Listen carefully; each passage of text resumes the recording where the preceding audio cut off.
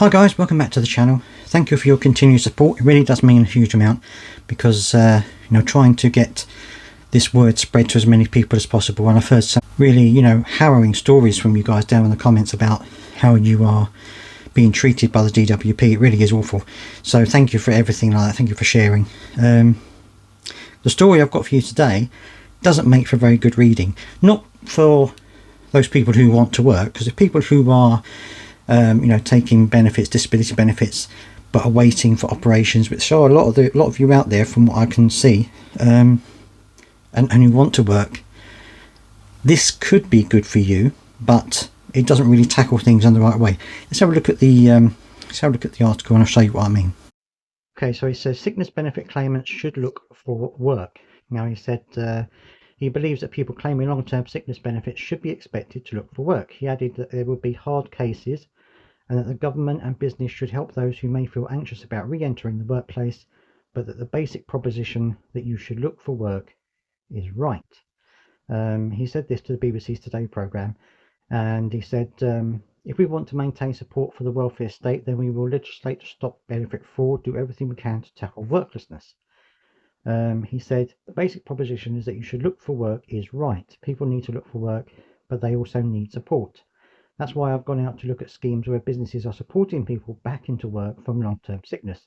Quite often, I think that lies behind is there's a fear of someone who's been on long-term sickness that can they get back into the workplace? Are they going to be able to cope? Is this all going to go hopelessly wrong?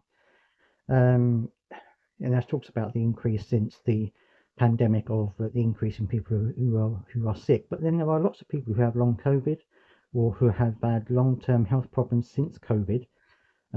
So this is all, and also there are lots of nurses. I've had a couple of nurses in my comments who said that they have suffered mental problems from the huge pressure put on them by COVID. So he says that the best of the NHS would help get sick Brits back into health and back into work. This is what Health Secretary Wes Streeting said. He's going to set out a measure to Labour activists on the last day of the conference. He said Labour announced that doctors expert in speeding up operations will be sent to areas with the highest number of people out of work due to ill health. Okay, so he's obviously, I think he's got some of this completely wrong.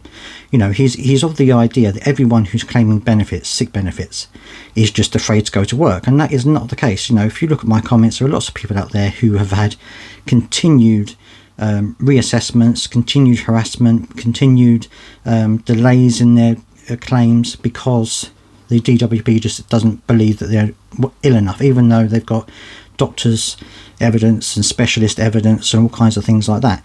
So he's got this completely wrong. Yes, there are people out there who want to work who can't because of their ill health, but as people have said in the comments, fix the NHS. If you fix the NHS and get these people into beds or into specialist areas and get them treated, then they might be able to get back to work, and that will solve a lot of the problems.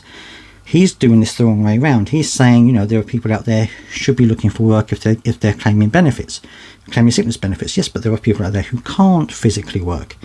And one of the things that, again, in my comment section, if you've got an employer, and I know there are some employers out there who do employ disabled people and they do a fantastic job of it, but for the most people, most employers, if you've got two candidates, you've got one who's fit and healthy and able to work all the hours they can, and you've got another candidate who, because of their physical problems or the mental problems, can't do the full number of hours, may be restricted in some of the things they can do at that job, who are they going to pick? Are they going to pick the person who can do all the work, long hours, or the person who can do limited work, limited hours? They're going to pick for the person who can do the most hours, aren't they? That's just basic business sense. And I just think that also, they've got to then deal with the support that's needed for that person, be it physical support or mental support. And I just think that this is not the thing that the government are understanding. It's a worry. It really is a worry, and I'm hoping that charities are probably I think they already have come out and said that this is diabolical, and I'm hoping that they're going to put a bit of pressure on the government to try and deal with this in a different way. I'm going to be doing another video on the vote about the winter fuel payments that the unions did. So if you want to watch that, don't forget to subscribe, and you can see that one a bit later on. But let me know down in the comment section what you think about this, that he's determined to get people working even if they are claiming these sickness benefits. And you know, what would that mean to you? How would that affect you? Let me know down in the comment section as always, and thank you for joining me.